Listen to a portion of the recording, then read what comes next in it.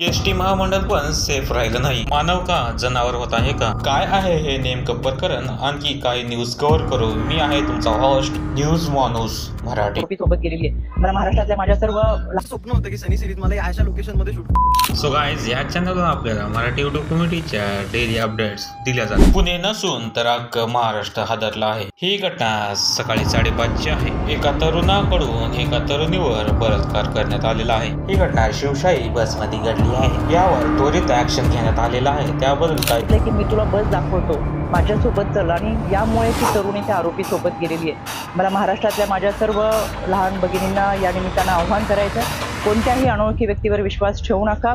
आपली कोणतीही माहिती अनोळखी व्यक्तींना देऊ नका. इतकंच काय, सोशल मीडिया आणि फेसबुकवरती सुद्धा जर कोणी फ्रेंड रिक्वेस्ट पाठवत असेल तर सहजासहजी त्याला बळी पडू नका. शेवटी माणसांच्या कल्पामध्ये भूप्रश्वापादांची संख्या दिवसेंदिवस वाढते.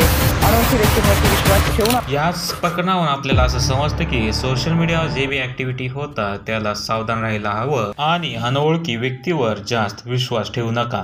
सो गाईज, नेक्स्ट अपडेट आहे विनायक माळी यांच्याकडून. आपल्या महाराष्ट्राचे फेमस कॉमेडियन विनायक माळी यांची सनी सिरीज शूट चालू आहे. त्यांच्याकडून काय एक व्हिडिओ पोस्ट केला, तो व्हिडिओ पहा. नमस्कार मित्रांनो, कसे आहात सगळे. मी आज एका अशा लोकेशनवर आलेलो आहे की मला स्वप्न होतं की सनी सिरीज मला या अशा लोकेशनमध्ये शूट करायचे आणि असे व्यक्तिमत्वासोबत शूट करायचे की व्यक्तिमत्व रिव्हील नाही करत मी आता, पण आता लोकेशन रिव्हील करतो.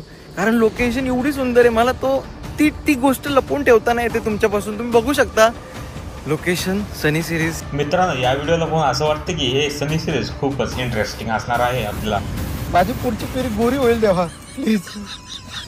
तर मी 4-5 वर्ष तरी राहील.